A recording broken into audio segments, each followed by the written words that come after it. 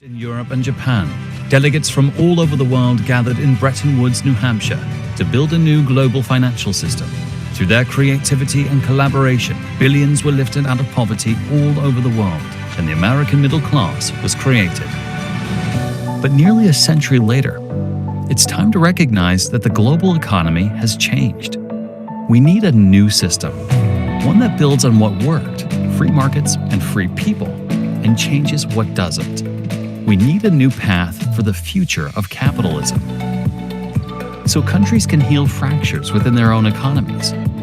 From excessive inequality to job loss from technology, we need to win the race for the future of money. The rise of digital currencies, the long-term health of the euro and the dollar. We need to harness all the tools of economic statecraft, from using sanctions and trade policy wisely to reining in financial crime.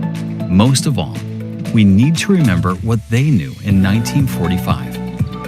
Economics, finance, and foreign policy are all part of the same story.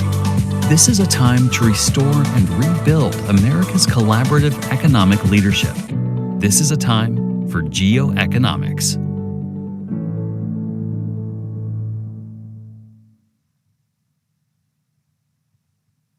Well, good morning, and thank you all for joining us today. I'm Josh Lipsky, the director of the Atlantic Council's Geoeconomics Center, and we are so pleased to have you with us for this event, Financing the Future, the Economics of Climate Change. Now, we've just come out of a G7 summit where climate change was appropriately front and center of the agenda. But behind all the shared will and good language in the communique, we know that there has to be an extraordinary amount of capital to turn those ambitions into reality. And that's what we're going to discuss with our wonderful panel today. And we're very pleased to be launching a new paper by Senior Fellow Barbara Matthews on the role of central banks in catalyzing this important transition. And you'll see it now in your chat, and we hope we can get more into it during the discussion. And of course, we've seen recent very positive steps by the ECB, new movement by the Fed, but we also know that's not enough. So much more has to be done. The OECD estimates there is a $6 trillion annual infrastructure gap to finance this transition between every year now and 2030. So to put that in perspective, this is an all of private sector and all of government, no one's sole responsibility, everyone's responsibility together. And so we have a fantastic panel to take us through this conversation, representing government, private sector, US and Europe, a core Atlantic Council kind of event. So I'm very pleased to hand it over to Ryan Heath, senior editor at Politico, author of the wonderful Global Translations newsletter, which I encourage everyone to read if you don't already, to introduce our panel and take us through our conversation. Ryan, over to you. Thank you, Josh. Yes, absolutely. I think what is very clear about this task is that it's going to require everyone to be involved. So let me introduce our panelists who represent many of those different perspectives. First, Jake Levine, Chief Climate Officer at the US International Development Finance Corporation. We've got Cara Mangone, who's the Global Head of Climate Strategy at Goldman Sachs. Barbara Matthews, who we've just heard from or about, is founder and CEO of BCM Strategy. And last but not least, Martin Spolk, who's the European Commission's Head of Sustainable Finance, the Commission being the EU's executive body. Thank you to each of you for joining. If I could add one more little bit of context before we dive into the questions. To me, it's clear that climate change is disrupting our economy already, not just our natural world. But what's extremely frustrating as a reporter looking at this is that we know what many of the solutions are to these phenomena. And in the context of multi-trillion-dollar COVID stimulus packages, those financing needs actually look much more doable than ever. But we remain quite far away from meeting them. The key number, I think, is that developed economies had promised developing economies a transfer of around about $100 billion a year under the Paris Climate Agreement, and we're still far short from that. And so, as Josh was mentioning around the G7, Boris Johnson had talked up the idea of a climate Marshall Plan. We didn't really see anything like that come out of the summit, although we did see individual countries increase their commitment. And then ironically, given that it was Paris which gave that government-to-government transfer goal, it was around about that time that we just saw the private sector engagement and innovation really just explode on this issue. So I'm very keen to hear about that side of the equation as well in the discussion. So maybe let's get into it. Jake, could I turn to you first? For the longest time, developing countries, helping them in this transition was seen as some kind of charitable act. And really a question for governments and bodies like your own Development Finance Corporation. How is the context changing for you, both in the sense of having a new administration here in Washington and the fact that we're just having so much more private sector involvement today? Walk us through that.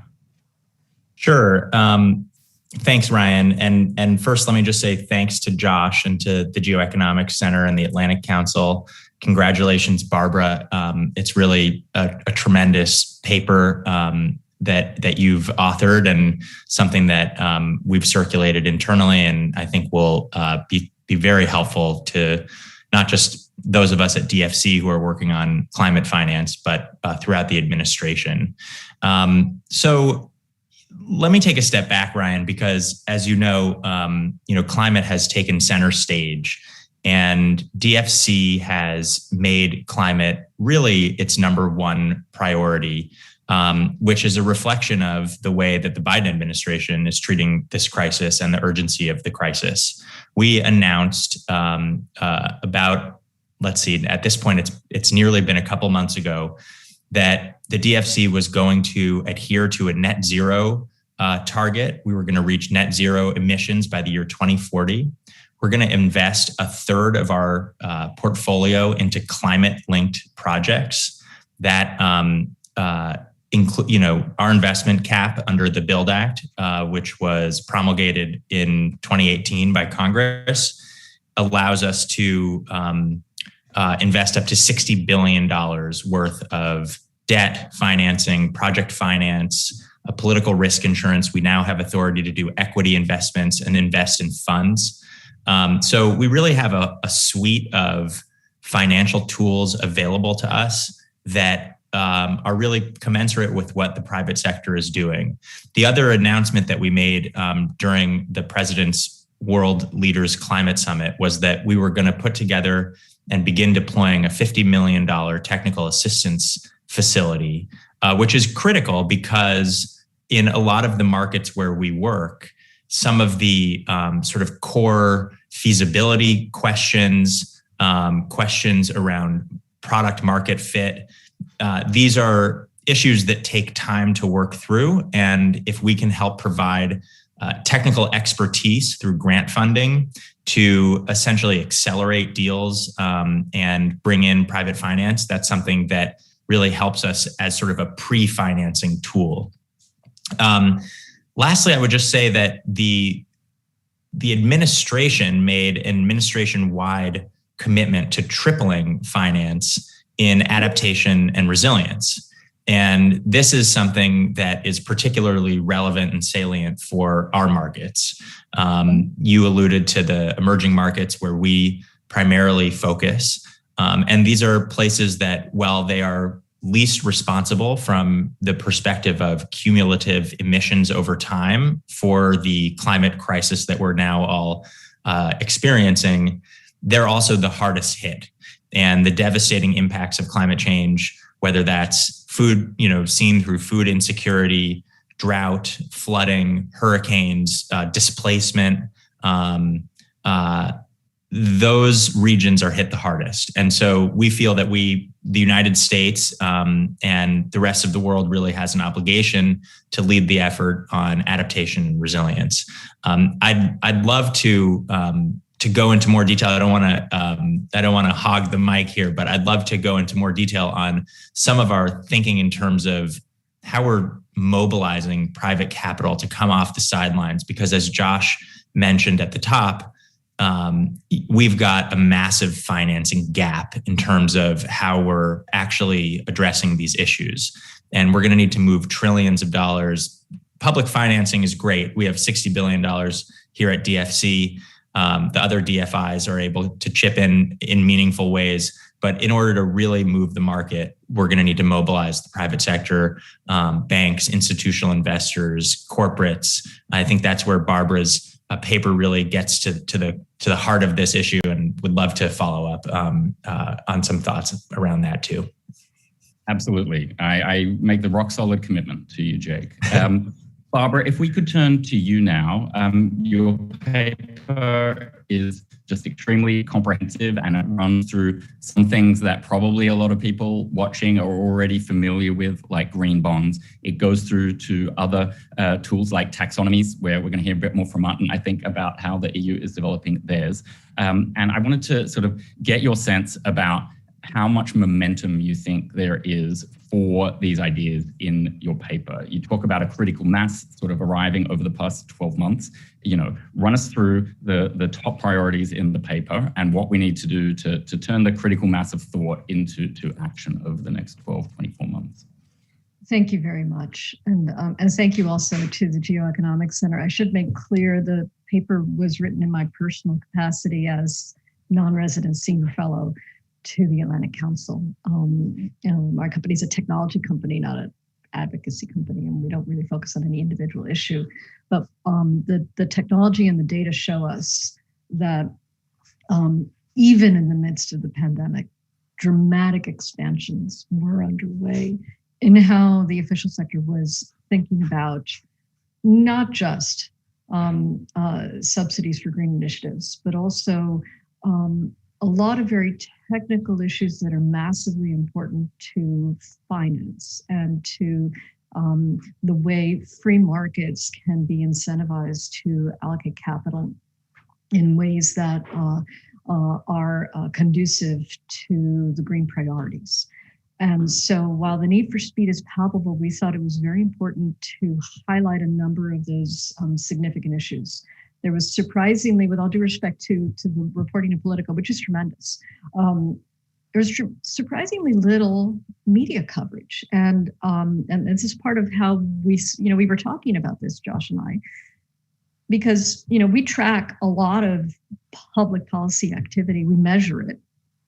And even in the pandemic, there was this massive run-up. We had the details in the paper, the data. There was this massive run-up in activity in the middle of the pandemic. And nobody was talking about for a lot of good reasons. So I guess the way we think about it, and the way I think about it, is that while it's easy to latch on to the massive amounts of finance that's needed, and it is massive amounts of money that is going at the problem from government, in a way that top-down approach underestimates the size of the challenge, and it underestimates the scale of the official sector activity to date, which is why we wrote the paper, to shine a light on the fact that there is actually quite a lot of work. There has been a lot of work. There's going to be a lot more. And as Jake very well mentioned, even with all of the government subsidies that are embedded in the COVID response, and that's something else that people don't focus on. There is a lot of COVID relief money that is actually related to and seeking to incentivize green initiatives. There is not a lot of reporting on the massive amounts of funding that are being released into the economy by central banks. And I don't just mean like the support facilities for COVID. There's a significant shift underway in how central banks are going to be purchasing green bonds, how much they're going to be purchasing green bonds, how they're going to be impacting shifts, how the shifts in their reserves management is going to impact the supply of capital for green bonds and for green initiatives. Ironically, in a way, it's easier to measure emissions and measure global temperatures than it is to measure the risk associated with climate change for the financial sector and for banks. And that is a very important detail, very technical in many ways, that we shine a light on as well. Because it's one thing to measure emissions, which are physical, and you can do that. It's quite another thing to measure the risk associated with that. And why do I say that? Because if the purpose is to mobilize free markets and incentivize market agents to take action separate from top-down government mandates. Then the really difficult questions arise that we start to unpack. We don't answer them. I want to make sure clear. We do not provide answers. We just lay out the scale of the challenge here. At the highest level, a market price represents the net present value of a risk. In other words, and asset prices in capital markets can't really price for the risk in 2030 or 2050. They price the risk today. And because the climate activity and the climate risk literally shifts every day and every year that companies and governments take mitigating actions, it's a moving target. The future is uncertain. In addition, there are mismatches of time horizons. It's one thing to say at a high level, this is a long-term challenge, so maybe the idea is to focus on investors that have long-term perspectives, like retirement investors. But if you think about a time horizon that goes 2030 to 2050, the single largest generational cohorts that we have in the developed world, they're going to retire. Their need to access their cash is actually shorter than the time horizon for a lot of climate change initiatives. So there's a mismatch in time horizons. There's a very significant issue associated with disclosures. And it's not just that there's a lack of a taxonomy, although the European Union has done a lot in the taxonomy area. And I won't talk about that because I know Martin will. But the bigger issue is that if you want to think about what policymakers are thinking about, which increasingly is couched in terms of market failure, we need to talk about why that exists. It's one thing to say, well, corporations, issuers need to disclose more. That's fine.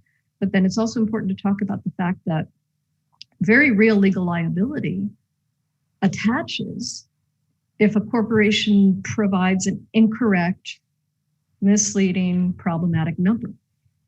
And without clear guidance and consensus on what the number should be and what kind of number should be disclosed, how to measure the risk, then I think it's understandable to see why issuers are reluctant to put a number on something, especially when you're thinking about entities outside of the largest emitting. So the carbon industry, for example, in the coal industry, that's an easy number. Measuring the climate exposure for a real estate company, much harder. So we need a little bit of clarity there, I think. And then finally, when we talk about market prices, there are other things that governments are doing to impact a price. And that can be emissions trading, that can be carbon taxation, there's fiscal policy there. But the thing that the central banks are talking about, but doesn't get enough attention, but which we see every day in our technology, is that when we talk about this kind of massive shift in prices, we're also talking about monetary policy.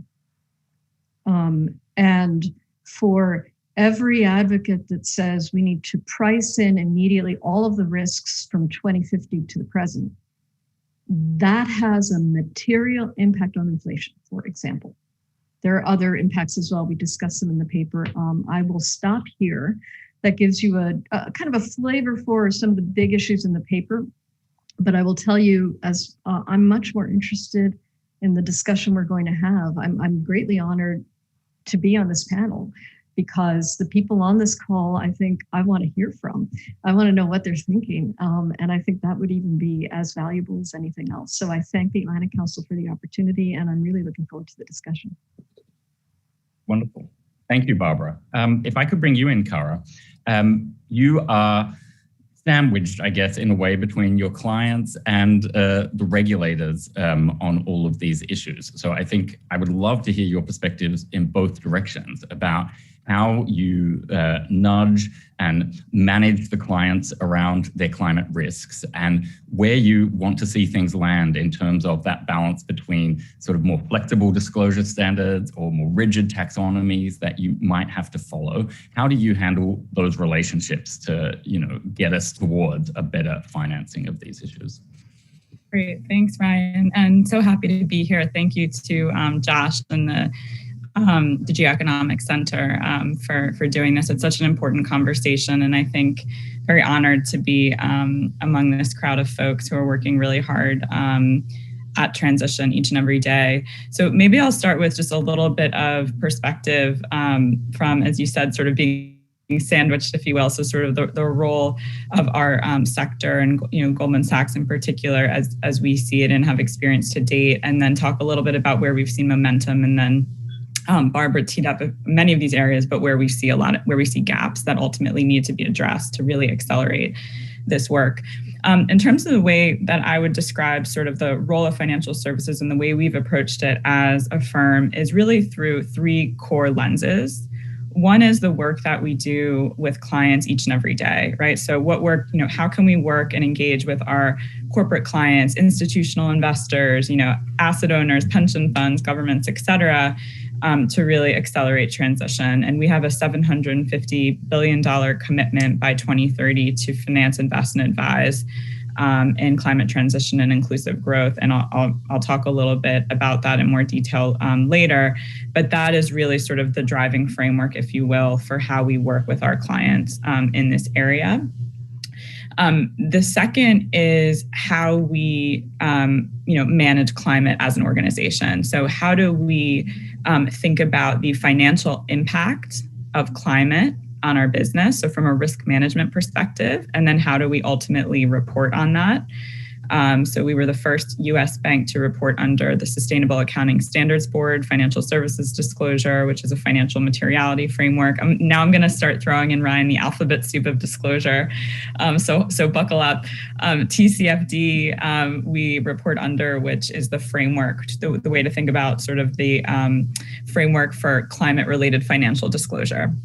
And then we also do sort of our annual sustainability reporting. We also think about this in terms of our operations and the way we manage our operational footprint. So we've been carbon neutral as an organization since 2015.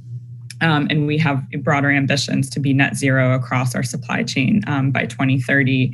I think importantly, that lens sort of and hat we wear as a corporate institution in managing, climate, having to report on that actually is very complementary and synergistic to the work that we then do with clients, right? Who are also, at different points in their journey, and gives us a unique perspective on some of the opportunities and gaps, which is really the third prong. So it's first is the work we do with clients, second is how we manage in our business, and the third is really that gives us a good lens of where the sort of market gaps are and how we can work as an institution and with other partners and sort of thought leaders globally to be able to advance progress.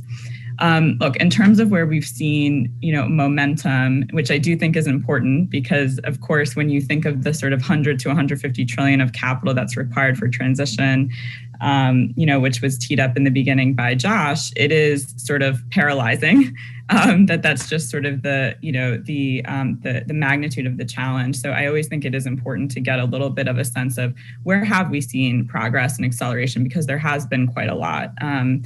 And I think the impression that I have from working very closely with our clients on this topic is, for many of them, this is really about value, not values. And I think that often can surprise.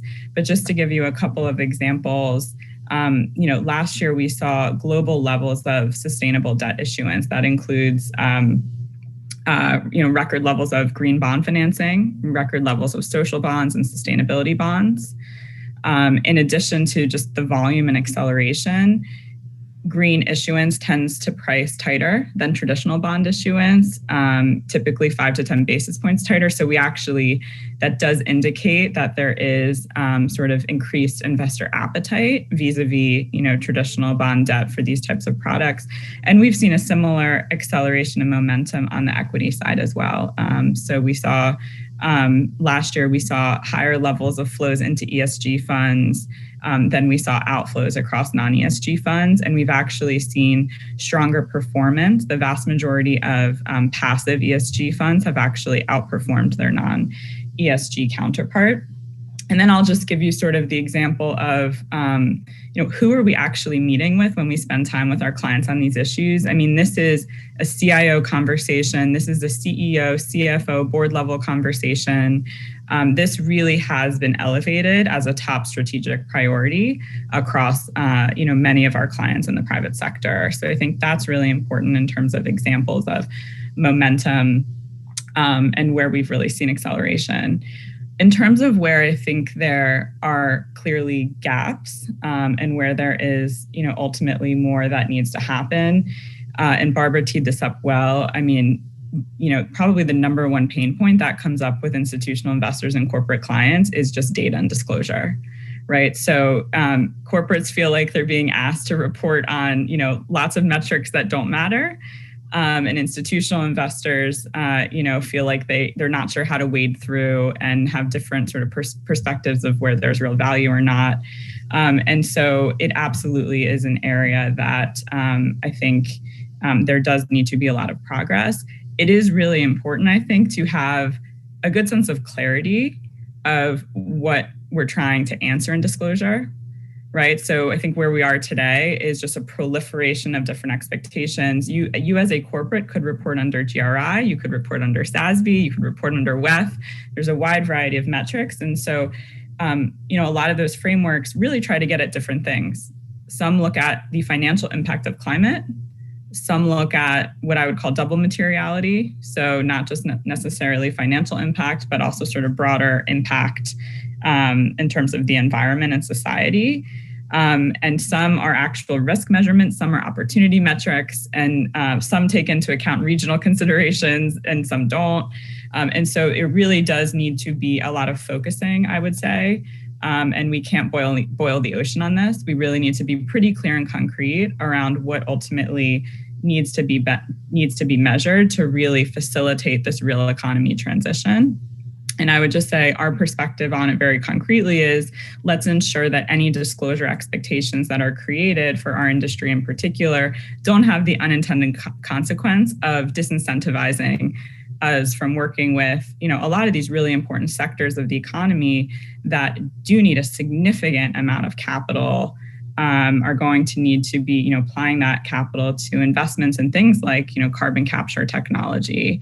Right, or shifting towards more electric vehicle production. There's a lot of capital that's going to ultimately need to be required for that. So that's, I would say, the first gap is sort of data and disclosure. And agree, it's easier to sort of admire the challenge than come up with the concrete solutions. But you can probably hear in some of my remarks that I think are big. Priority and perspective is to have it really focused on financial materiality, be principles based, but have enough flexibility to take into account regional considerations and sector considerations. And then the second gap, I would say, is really around breaking down that 100 to 150 trillion in capital that's ultimately going to be required. And a couple of, I think, really important reflections in that. One is, of that amount, about 55% is ultimately going to need to be invested in Asia. Mm-hmm. So parts of, the world that are still pretty heavily reliant on traditional fossil fuel, sources of energy. And, there's a set of enabling factors that are ultimately going to be required to accelerate that. And so there's a lot of work being done, which we're part of as part of the Climate Finance Leadership Initiative, which is a partnership that was kicked off by Mike Bloomberg, and David Solomon is very involved to really try to do a lot of that hard work to figure out what are those enabling factors that can ultimately then spur additional private sector investment. And then I think the second thing you see when you break down that substantial amount is there is still a portion, estimates are a third to a half of that relates to investing in technologies that are not yet available at commercial scale, right? And so I think with that, again, what that tells you is there is going to need to be this public-private collaboration that's going to, include an examination of things like incentives or enabling conditions that can help to spur, that additional investment into pockets of the economy that ultimately really need it.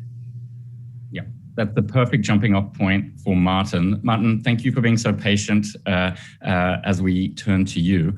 I think before I sort of let you go at it, I just want to say that I think the world really owes the EU some thanks for being the sort of conversation starter on some of these issues. And I'll get to the tough part of that comment now, which is that a lot of jurisdictions think the EU comes in too rigid and too hard with things like the taxonomy, but you really force the conversation as well, which I think is what we owe you for.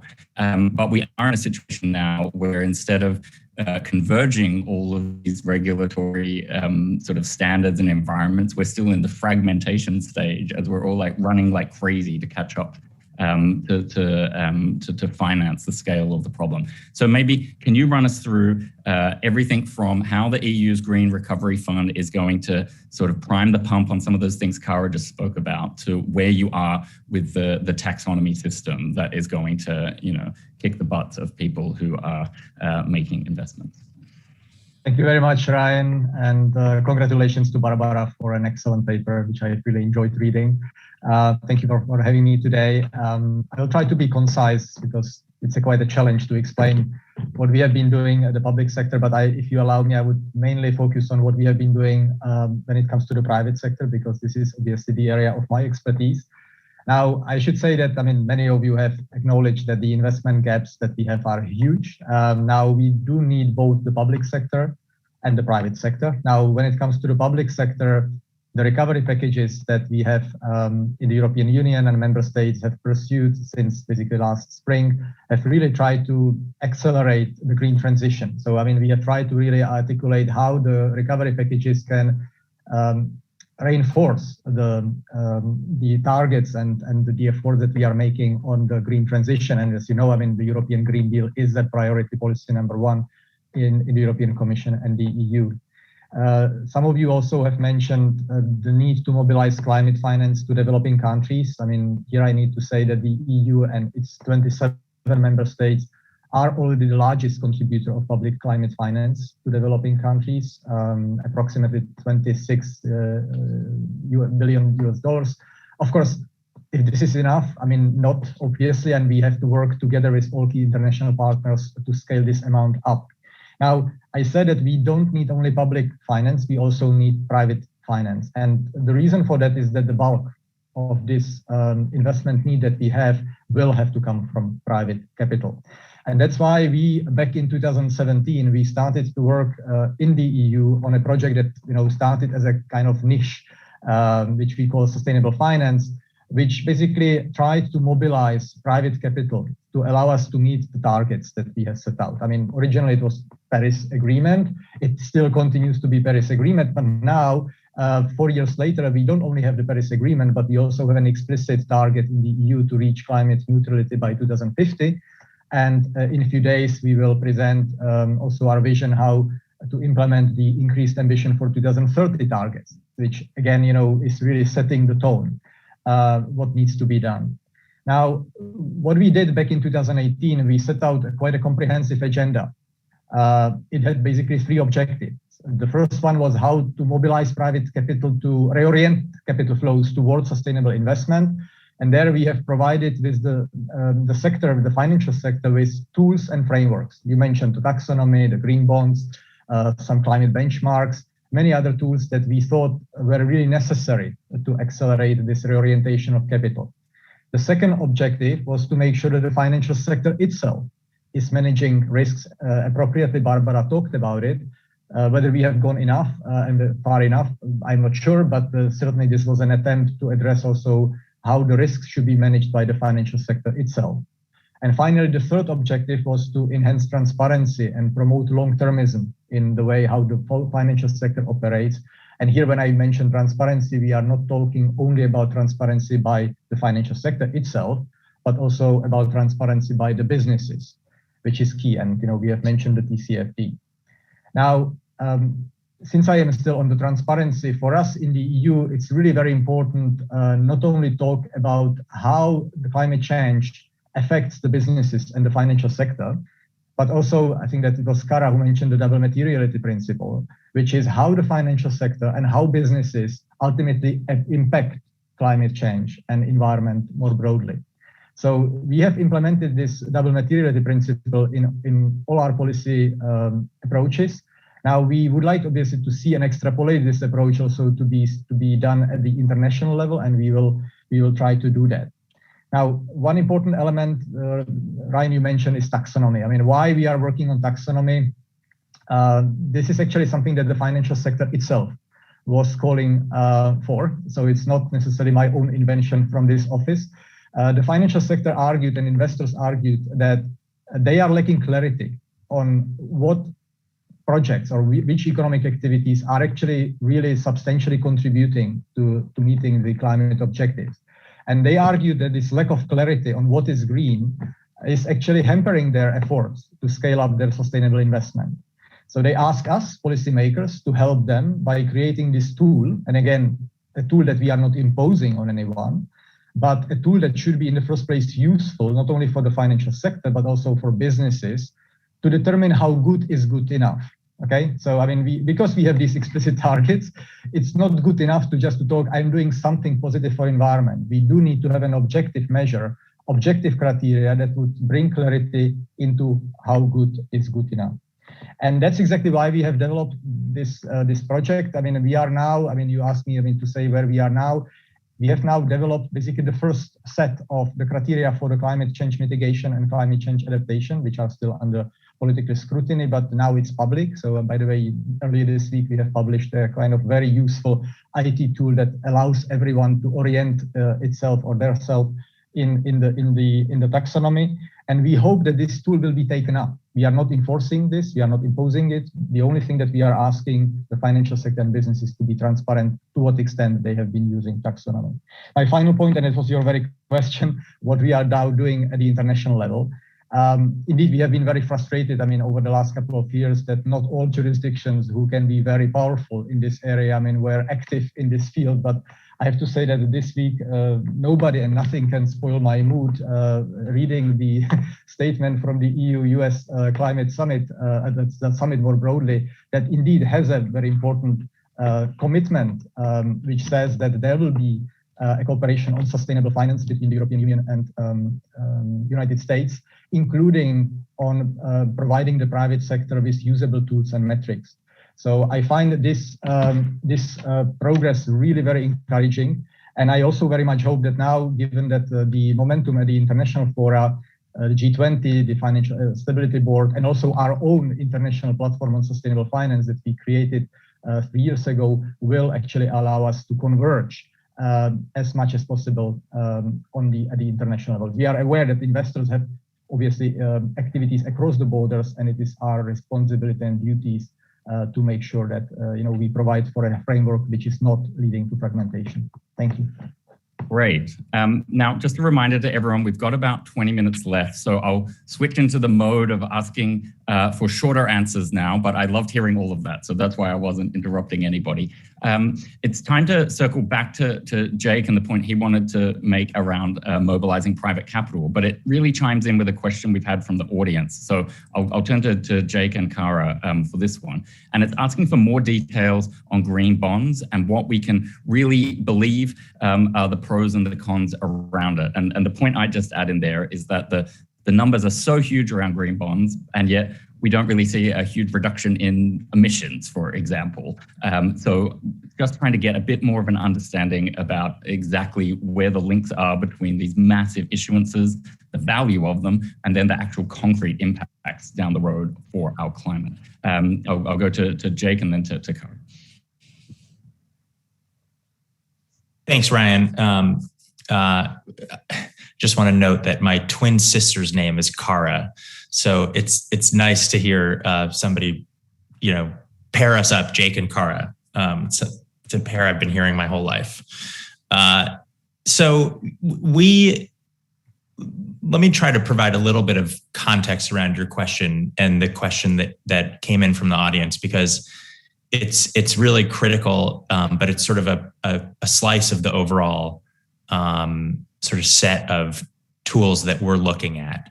And I'm going to provide somewhat of a DFC specific answer because that's my job.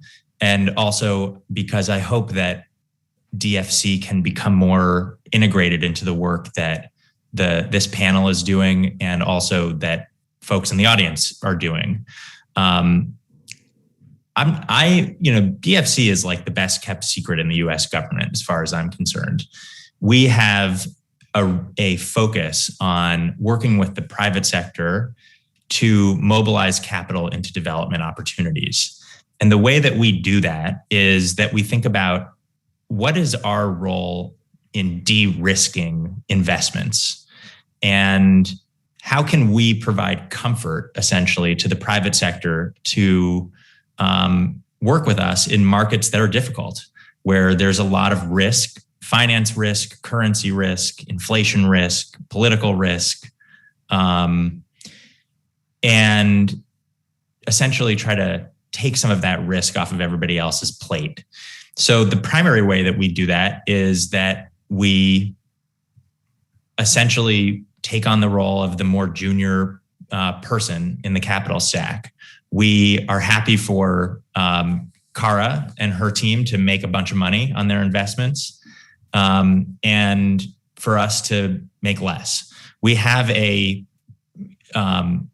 have a DFC is sort of the outgrowth of a previous agency called OPIC, the Overseas Private Investment Corporation. And under the authorizing statute of OPIC, there was a mandate to return money to the to the Treasury. Under our new statute, the BUILD Act, our financial performance mandate says that we shall achieve appropriate financial returns. And there's a lot of discussion now in terms of what does that mean for our risk appetite? And a lot of what we're trying to do in the Biden administration is to encourage innovation and thinking around concepts for how we can appropriately de-risk other investments. Another way that I mentioned, and I think that this comes up a little bit implicitly in Barbara's paper, is questions of inflation and local currency. One of the most difficult things about investing in emerging markets and getting US investors, particularly off the sidelines, is the currency risk that involves. We can do lending in local currency. And so that helps protect against risks around inflation that other lenders aren't able to automatically do. And then we also, and this maybe is a helpful segue into your question and maybe what Cara might like to say about it. We're also thinking about how do we innovate in terms of the structures that we're actually providing. And you mentioned, what is the efficacy essentially of green bonds? First of all, I would say that part of our hope is that we are able to mainstream climate finance into your garden variety financial structures so that when we're thinking about a clean energy deal or an infrastructure deal, these don't necessarily require a special type of facility to do them because they will provide every bond attractive to be a returns. green bond eventually. I guess that's exactly. But also we know that there are projects and policy challenges, and this plays out especially in the adaptation context where that's more difficult because, for example, if you're financing a solar power plant, you can hook into a PPA with a utility and generate revenues that make it easy to do a project finance structure around that. But if you're working on green infrastructure, nature-based solutions, even gray-green interventions that help reduce energy usage in sort of ordinary infrastructure work, it's harder to find that revenue stream that allows for financing tools. But one of the things that we've seen in this space emerging is the use of impact bonds. And I'll just note that DFC recently issued an impact bond. It wasn't in the climate space. This was targeted towards refugee communities, but it's a it's an interesting form of results-based financing that allows us to provide financial returns and assess risk appetites tied to essentially the performance of the policy outcome that we want. And this is an area where, again, a public financing institution like DFC can take a little bit more risk, can encourage innovation, and help pull private finance off of the sidelines while the private sector gets more comfortable with a track record on these types of facilities.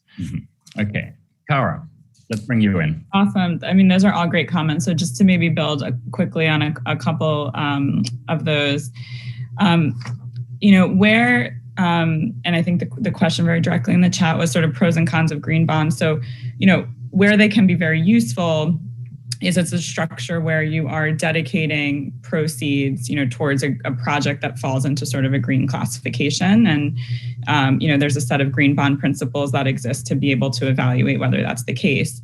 The limitation, of course, is that there's a lot of activities that are required for transition that don't fall into that sort of green categorization, right? And so we're specifically, primarily we're talking about, corporate bonds that have a specific use of proceed for a green project. Sustainability then and social encompasses those, but you don't actually have a framework for how you would fund or raise capital for a transition-focused project, right? And as we just talked about, of the 100 to 150 trillion in capital, a lot of that is going to go into, very carbon-intensive industries, in the near term that actually need to make, a lot of investments that may not necessarily be viewed as the greenest of green. Natural gas is a great example. Right. So I think that's one, is that there needs to be sort of a broader acceptability, if you will, of what counts. One structure that has been piloted is the concept of KPI-linked bonds. So there's one that we underwrote for the Italian utility Enel, which was very successful, which effectively was a bond that was pegged. So instead of use of proceeds, it's a general corporate purpose bond. But it was pegged to their commitment to increase their renewables capacity. And if they achieve that, then there's a step up in coupon for the bondholders. The challenge is that's not something that could be very easily scaled in absence of sort of a proper and appropriate taxonomy. And part of the challenge that you get into is there's a lot of nuance, because investors do not want to buy, a bond that they don't think has an aggressive enough KPI. Right. And the corporate wants to make sure that the investors feel comfortable with the level. So to actually get one of those done, it does require a lot of sort of back and forth and iteration. And so I think thinking about ways to scale that. And then the second piece is just broadening the mix of instruments is going to be useful. So not even just limiting it to debt, but broader types of structured finance, thinking about the role that derivatives can play and equity instruments can play as well. Excellent. Barbara, I was wondering, also, if you have any response to that question, but I thought I might cheekily ask you around what you think should happen or could happen with the International Monetary Fund's new plan to issue new special drawing rights. And I know Kristalina Georgieva would love them to be spent on COVID and climate-related things and donated back. So I'm wondering if you have any views on that. And then I'm going to load a third one in for you and Martin. And it's around the Build Back Better World plan that the G7 leaders signed up to in Cornwall on the weekend. They sort of said no to some things like financing foreign coal projects, but it's a little bit less clear about what's going to happen with that plan. I would love your thoughts and your suggestions or secret sort of exclusive insights into what the EU is going to do on that front. Thank you for those easy questions. I appreciate the softballs. So let me suggest, and partly because I want people to read the paper, I will have a shameless plug for the paper, which is to say that I think we provide a way of thinking about it and evaluating every step governments do. And my first, I got 2, maybe 3 very high value comments. The first of which is that I think it's massively important that people pay attention. That one of the big things we use in our paper is not just my company's data, but the point is that capital markets need data the way people need oxygen. And so I think one of the most important things we can do is find a way of delivering to markets objective information. And that's very difficult. Kara mentioned the distinction between value and values. Now, it's a distinction, but it's not always a difference. And many people think they are in opposition to each other. And I know there's disappointment, right? There was disappointment about the TCFD, that it wasn't specific enough. There's disappointment about Cornwall. There's disappointment about, I have been an advocate. I'm not currently, but I have been an advocate in my past. I get it. It's a very good advocacy tool to be disappointed and say the ambition level isn't high enough, the achievement level isn't high enough, you need to do more. This is true.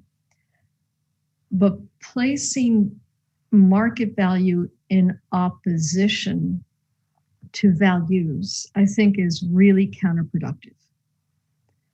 And among other things, it suggests that the market somehow doesn't care enough or doesn't have the capacity to care. When in reality, we've seen a massive run up in the number of values-based investors. And that is increasing daily. And that's not just the investors in the private sector. Those are the investors in the central banking sector, which is large and growing. The IMF and the SDR requires its own paper. And the capacity to condition an SDR allocation for a specific issue, effectively to earmark. Very hard to do. Not sure it's really in the charter. Not sure it's really part of what the system was designed to do. And this takes me to closing with an issue that the Geoeconomics Center cares quite a lot about, and I care quite a lot about. It is, and as a member of the Bretton Woods Committee, I'm very keenly aware that we really do need to update and understand, reinvent, reimagine the Bretton Woods opportunity. And it is collaborative. And as the intro video shows, it was also about the private markets. And I appreciate that there are a lot of advocates who would say the values are more important than anything else when it comes to climate. I firmly believe that if you don't pay attention to the market value, if you don't pay attention to measuring and finding good ways to measure a very difficult issue, we will end up with the kind of top-down capital allocation and government subsidy model that I'm old enough to remember from the Soviet Union. It didn't work. We do better when we mobilize the capital markets to make good decisions based on solid, transparent, objective data. And that's something that doesn't get enough attention, which is why we wrote this paper. And so I'm hoping that if you pair that with, and it's not easy. The last part of that is, the G20 and the BIS just did an entire technology sprint challenge on this issue. Even with the current amount of information we have available to us, it is very hard for investors to see what governments are doing. It is very hard, despite everything the European Commission is doing, it's very hard for a lot of people to even see the detail there. It is very hard for people to even know. How many people know that the climate dashboard from the IMF exists, much less the SDR allocation, which is more remote? So getting the information, A, we have to measure it, and B, we have to get it out there faster and better, make it more accessible. So those are my high-level comments, and for details, I'm afraid you're going to have to read the paper. That's an excellent sales pitch. Maybe if I could respond at a world point, and I very much hesitate to China in 4 minutes before the end of the long session, but I know we haven't talked about them yet either. So if you have any thoughts there, please share them.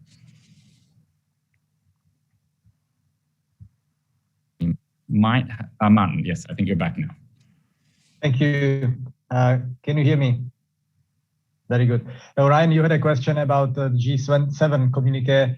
I have to say, Actually, I am rather encouraged by the G7 communique. Of course, I mean, like you, I mean, I would like to see maybe a little in more details in the communique. But given what we had in the past communiques over the last 3, 4, 5 years, I think that this is quite a big progress. If you look at the text, especially of paragraphs 40 and 41, I will not bother you now with details. There are actually quite a number of important statements and confirmation of the commitments that these G7 countries have made. Now, obviously, the big milestone now is COP26, and this G7 just prepared the ground for COP26. I also would like to say that now, I mean, tomorrow, by the way, we have another big important meeting under the G20 on sustainable finance. Thanks to the United States, now we have relaunched the working group on sustainable finance under the G20. And tomorrow we have the second meeting, and I am quite encouraged to see progress. I also would like to say that on our end, we have this international platform on sustainable finance, which is trying to really bring like-minded jurisdictions on the same page, and again, not necessarily do everything what Europe is doing, but at least try to find a common denominator. I mean, the question was for the European Union. Can I stop you there for 1 second, Martin? Does that also include helping make the data comparable? Because that's one of the big challenges when everything is apples and oranges. Never mind that you've got different rules to adhere to avoid ending. Indeed. No, I mean, Ryan, I do confirm. I mean, what we are looking at, by the way, both in the G20 working group as well as this international platform on sustainable finance that we created, we are looking at the different taxonomies, we are looking at the different disclosure frameworks, and we are looking at different standards and labels. So we are covering all these three together. And again, I'm actually quite hopeful that this kind of new dynamism at the international level will really bring the new wind into the field. Thank you. Well, I think we are 1 minute away from our allotted time, so I might actually bring in Josh Lipsky to wrap it up for us and to close. I want to give my big thanks to each of the panelists, and I encourage everyone to go and read Barbara's paper for your weekend reading. Over to you, Josh. Ryan, thank you. I second that endorsement wholeheartedly. Please read Barbara's paper. And I think, when we think about Barbara's paper and think about this conversation, there's two ways to think about the scale of the problem. One is, as Kara said, you can be overwhelmed by it. That's a natural feeling, given how much financing is needed, given the time frame and how daunting it is. The other way, and the way we think about it, I think the way Barbara's paper approaches it, is let's dig into the details. Let's talk about data. Let's talk about what needs to be done. These things are possible. This conversation was substantive, full of details. Barbara's paper is the same. We believe that firmly at the Atlantic Council. We can do the hard work. We can dig into the details, public-private sector cooperation. So I think this session today, thanks to our fantastic panelists, helped prove that point. And we're going to continue to do that here at the Atlantic Council. So I want to thank Martin, Barbara, Jake, Kara, Ryan, again to you and Politico for being part of this. We'll continue the conversation. Hope everyone has a great rest of the day.